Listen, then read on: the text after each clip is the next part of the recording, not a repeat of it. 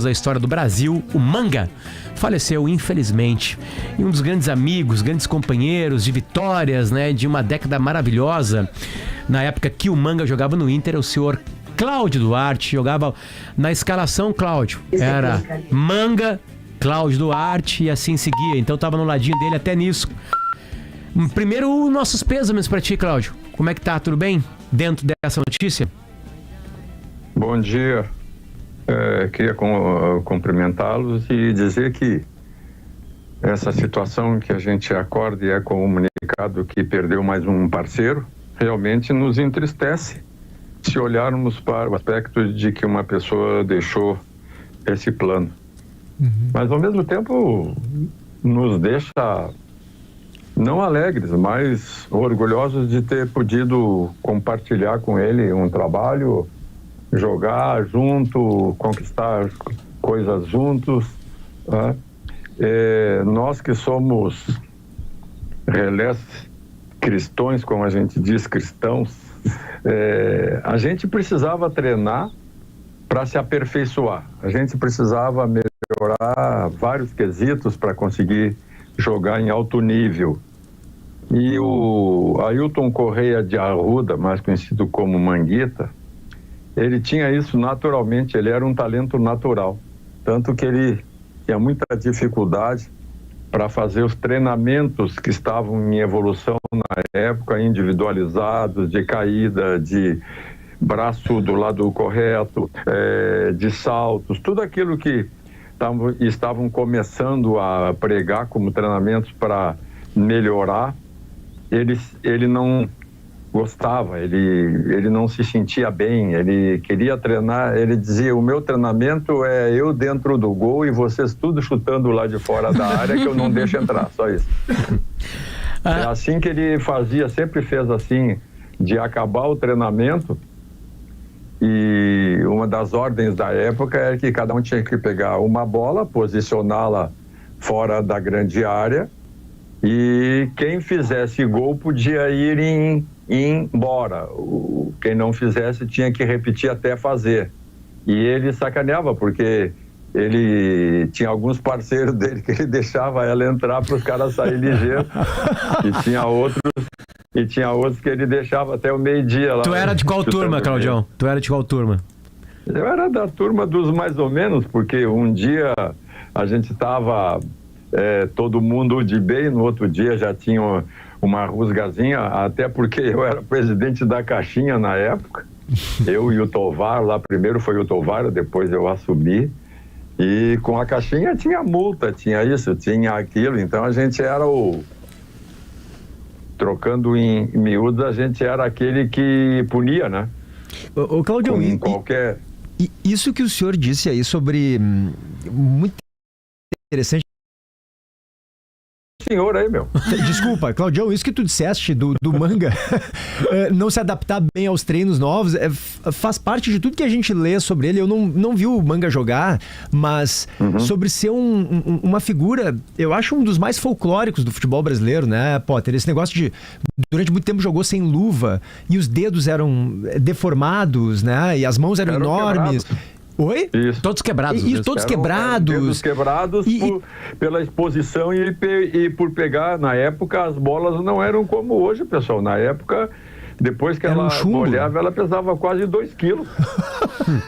Pois é, Claudio, tu tem ideia de por que isso? Por que ele tinha essa opção de, por exemplo, jogar sem luva? Quer dizer, toda essa aura em torno do Manga, assim, dele ser um cara diferente, folclórico, isso se expressava no dia a dia, no convívio com ele?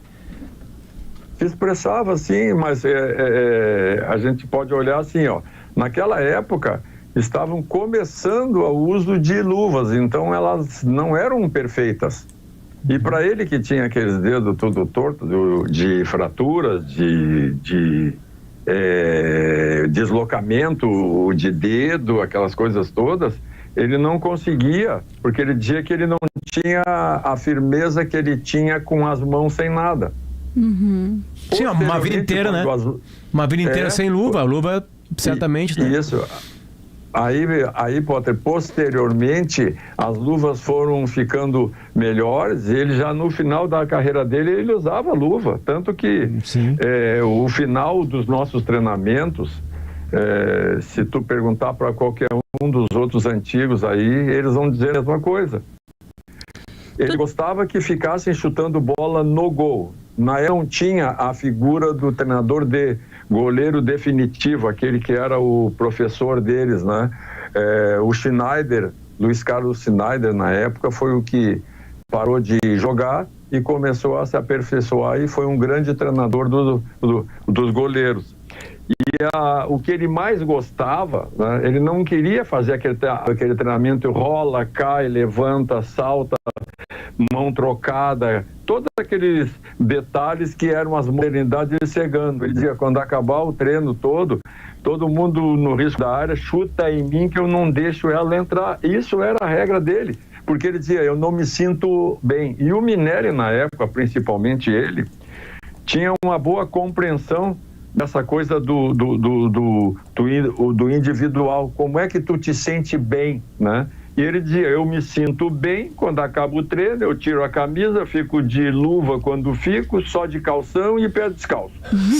Pode chutar que eu pego tudo. Claudião, tu te lembra da última vez que tu conversaste com o Manga? Lembro. Como é que foi? Não, eu conversei com ele, até não foi um assunto muito saudável, não. Ele me ligou, ele conseguiu o telefone com o Príncipe Jair, com o Príncipe Jajá na época. Uhum. Ele tinha vindo a Porto Alegre para tentar um encontro com a direção do Internacional, mas ele chegou numa data ruim aqui, porque ele não avisou ninguém. Ele chegou numa data ruim, vindo de, se não me engano, Miami, que ele estava com a esposa, onde ele tem filhos lá, onde ele tinha filhos lá, claro. E ele chegou na semana entre Natal e 1º do ano. Não avisou ninguém, não tinha ninguém no clube. Ele queria uma reunião com os dirigentes, queria apresentar alguns projetos dele lá, alguma coisa. E ele ficou sem ter com quem falar, porque nessa época não tem ninguém mesmo, não tem jogador, não tem funcionário, não tem dirigente. E ele me ligou, pedindo que eu interferisse, né? Que eu tentasse ajudá-los a fazer esse encontro. Eu, pelo telefone, eu falei com algumas pessoas do Internacional, mas que estavam fora de Porto Alegre, sem condição de voltar só para isso. Então ficou de se marcar posteriormente. Então, mas foi uma conversa assim de 5, 10 minutinhos, né? Ele tinha vindo para tentar, tinha algumas ideias, alguns projetos que ele queria apresentar para o clube.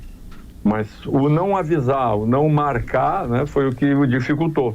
Depois, os amigos que a gente tem, principalmente lá no Rio, que conhecem bem aquele retiro onde ele estava lá, o pessoal o do Botafogo sempre nos passava as informações, né? Porque aqui a gente tem a associação de ex-atleta, tanto do Grêmio quanto do Inter, ele jogou nos dois. Temos o sindicato dos atletas, que de alguma forma consegue ser um sindicato real hoje, porque ele busca sempre o benefício do atleta e até do ex-atleta, né? Então, é um sindicato que não é politizado, que não vive como os outros, vive daquilo que os jogadores produzem, né? Não tem ninguém usufruindo. Sim. Desde que ele foi fundado, ele cuida dos jogadores. Sim. Claudião, nosso carinho a ti. Acho que foi bom pra a gente relembrar de algumas histórias e entender melhor quem era esse grande personagem. Não só do Inter, do Botafogo, que foi campeão, aliás, gaúcho pelo Grêmio em 79.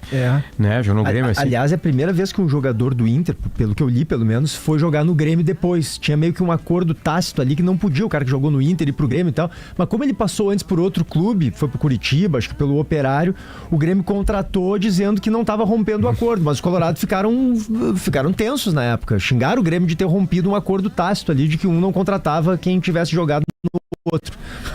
Claudião, um beijo pra ti. Mas Era um acordo horrível, hein, cara? O prejudicado era o profissional. Claro, Óbvio. claro, sem dúvida.